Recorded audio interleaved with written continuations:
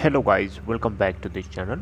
Guys, इस video में हम लोग रिलायंस कम्युनिकेशन लिमिटेड के ऊपर बातचीत करने की कोशिश करेंगे, लेकिन शुरू करें उससे पहले आपसे दो रिक्वेस्ट करना चाहूँगा। पहली रिक्वेस्ट, अगर आप डीमेट अकाउंट ओपन कराना चाहते हैं, डिस्क्रिप्शन बॉक्स में आपके लिए एक लिंक है, उसे क्लिक करिए, आप अपस्टॉक में अकाउंट ओपन करा सकते हैं। दूसरी रिक्वेस्ट ये है गाइस कि अगर आप इस चैनल को फाइनेंस मार्केट को फर्स्ट टाइम देख रहे हैं तो सब्सक्राइब करके बेल आइकन को हिट कर लीजिए, ताकि आपको वीडियोस की नोटिफिकेशंस मिलती रहें और आप सबसे पहले देख पाएंगे। तो गाइस, रिलायंस कम्युनिकेशन लिमिटेड का अभी का क्या स्टेटस है, मैं आप लोगों के साथ शेयर करना काफ़ी ज़रूरी समझता हूँ। देखिए, 12:15 का स्टेटस आप लोगों के साथ शेयर कर रहा हूँ। 11 जून 2021 आज एनएससी के ऊपर 3.45 के प्राइस के ऊपर ओपन होने के बाद वहाँ से हाई और लो नहीं बनाता है। और यहाँ पे देखें तो टोटल वॉल्यूम ट्रेड कर चुका है 59,55,355, जिसमें से 12 बजे तक का डिलीवरी परसेंटेज है 77.15%। बीएससी के ऊपर अगर आप ओपन प्राइस चेक करेंगे तो यहाँ पे 3.74 था, जो कि उसका अपर प्राइस बैंड लगा था, लेकिन 3.74 की ओपन प्राइस के बाद 3.44 का लो बनाता है और 3.74 का हाई भी बनाता है। और अभी ये 3.52 के ऊपर करंटली ट्रेड हो रहा है। 8,32,84,917 टोटल शेयर्स ट्रेड हो चुके हैं, जिसमें से परसेंटेज ऑफ डिलीवरी है 12 बजे तक की 51.61% की। मार्केट कैप है 981.76 करोड़ रुपए। और अगर आप देखें तो बाइंग साइड पे टोटल क्वांटिटीज़ पेंडिंग में लगी हैं 28% है, और 72% 72% है सेलिंग साइड पे total number of pending quantities. Right,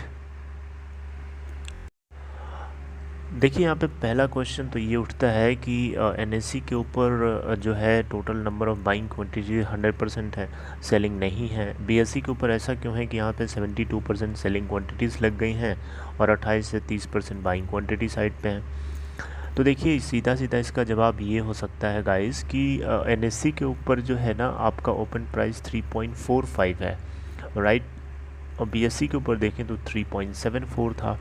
तो बीएससी के ऊपर का जो प्राइस है वो काफ़ी ऊपर है in compare to NSC price. इसलिए ऊपर जब प्राइस होता है तो उस प्राइस रेंज के अराउंड ज़्यादा से ज़्यादा लोगों का एक्युमुलेशन होता है, राइट।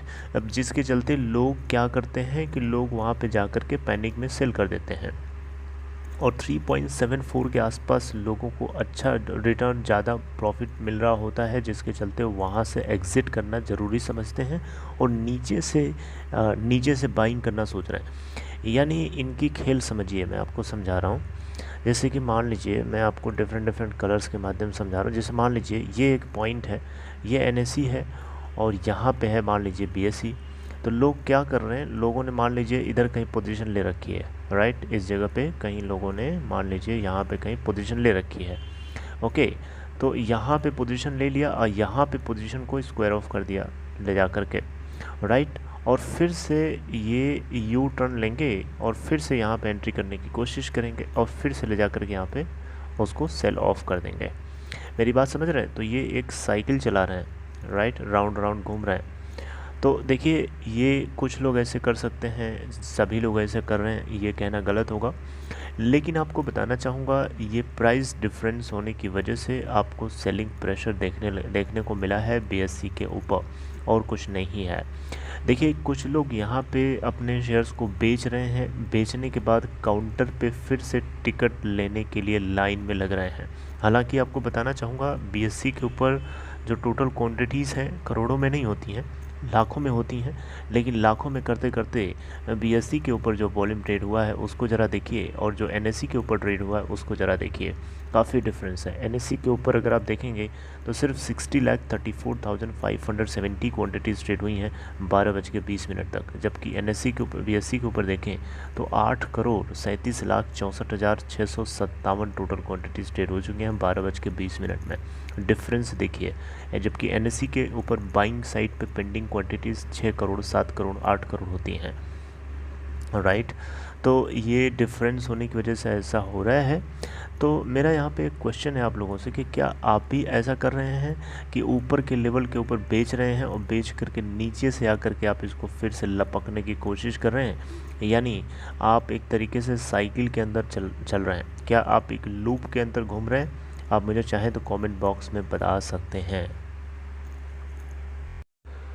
अब देखिए, खबर ही ऐसी थी, रिलायंस जियो की तरफ से जो मूव लिया गया है वो कहीं ना कहीं इन्वेस्टर्स को इस बात का भरोसा दे रहा है, कहीं ना कहीं इन्वेस्टर्स को इस बात को सोचने के लिए मजबूर कर रहा है कि रिलायंस कम्युनिकेशन लिमिटेड की हालत काफ़ी सुधर सकती है। इवन एडीएजी ग्रुप के जितने भी स्टॉक्स हैं उन सभी की हालत सुधर सकती है अगर रिलायंस जियो की परछाई भी अगर पड़ गई, तो मुझे लगता है कि ये इनकी सारी कंपनियां सुधर सकती हैं। इनकी कुछ कंपनियां तो ऑलरेडी सुधरने के कगार पे खड़ी हो चुकी हैं, जैसे कि रिलायंस पावर लिमिटेड हो गया, आपका रिलायंस इंफ्रास्ट्रक्चर लिमिटेड हो गया, राइट। और इसके अलावा रिलायंस कैपिटल लिमिटेड के अंदर भी काम बहुत तेज़ी से चल रहा है। आपको डिफरेंट पार्ट्स से अपडेट करूँगा अलग अलग तरीके से, ओके, ताकि आपको कन्फ्यूजन ना हो किसी चीज़ को लेके। लेकिन यहाँ पे आर कॉम लिमिटेड के अंदर अगर आप इस तरीके की पोजीशन लेने की सोच रहे हैं, आप मेरी बातों को सुन करके अगर आप जोश में आकर के सोच रहे हैं कि इसके अंदर चलो मैं भी पोजीशन ले लेता हूँ, जो कि बीएससी के ऊपर आपको काउंटर पे टिकट्स अवेलेबल हैं, तो मैं आपको ये बताना चाहूँगा कि आप मेरी बातों को सुन करके उत्साहित ना होइए, एक्साइटेड ना होइए, क्योंकि मेरी बातें जो हैं रिवर्स भी हो सकती हैं, गलत भी हो सकती हैं, क्योंकि ये मार्केट है, यहाँ पे बहुत ही ज़्यादा हाईली रिस्क है और हाई रिस्क की शेयर भी है। आपको पता है रिलायंस कम्युनिकेशन लिमिटेड लास्ट के कितने कितने सालों से लोगों को अपनी जाल में फंसा रखा है, आपको अंदाज़ा भी नहीं होगा अगर आप नए होंगे तो, राइट। सो इसलिए बेटर होगा कि आप अपने रिस्क एपेटाइट को एक बार देखिए, उसके बाद आप इसके अंदर पोजीशन लेने की सोचिए, राइट। बाकी आपकी मर्ज़ी है, आप इसके अंदर पोजीशन ले भी सकते हैं, नहीं भी ले सकते हैं, it's all up to you. लेकिन अभी भी मैं आपसे बोलूँगा कि अभी आप ऊपर के प्राइस में अगर आप स्टक हैं तो आपसे यही रिक्वेस्ट है कि विनती है आपसे कि आप जहाँ पे हैं, आपके पास अगर एक्स्ट्रा अमाउंट है, सफिशिएंट सरप्लस कैश है, तो आप सही टाइम पे पोजीशन को एवरेजिंग कर सकते हैं, राइट। और पोजीशन को एवरेजिंग करिए तो फिर आप पेशेंस भी रखिए, क्योंकि इतना आसान नहीं है, बहुत दर्द है, बहुत दुख है, राइट। तो इसलिए आपके प्राइस लेवल तक आने तक का आप इंतज़ार करिए। और ये जो सेलिंग प्रेशर आपको बीएसई के ऊपर दिखाई दे रहा है, इसको लेकर के आप टेंशन ना लीजिए, पैनिक मत करिए। शायद ये प्राइस डिफरेंस होने की वजह से हो रहा है, जो कि जब ये मिनिमाइज़ हो जाएगा तो मुझे लगता है कि सिचुएशन नॉर्मलाइज हो सकती है। डिपेंड करता है मेनवाइल की क्या अपडेट आती है। Delhi high court sorry Mumbai NCLT Mumbai bench से अभी कोई अपडेट उसके ऊपर तो नहीं आई है कि वो जो सुनवाई करने वाला था उसके ऊपर तो कोई अपडेट नहीं है। बाकी रिलायंस जियो की एक शब्द यूज़ कर लेने की वजह से एसबीआई अपने आप हिल गया, वो बात ज़रूर सामने आई थी जो कि मैंने बताई थी। उसके ऊपर हालांकि और रिसर्च चल रही है, देखना बनता है कि क्या एसबीआई को किस बात का डर है, वो भी मैंने आई थिंक बताया ही था आपको।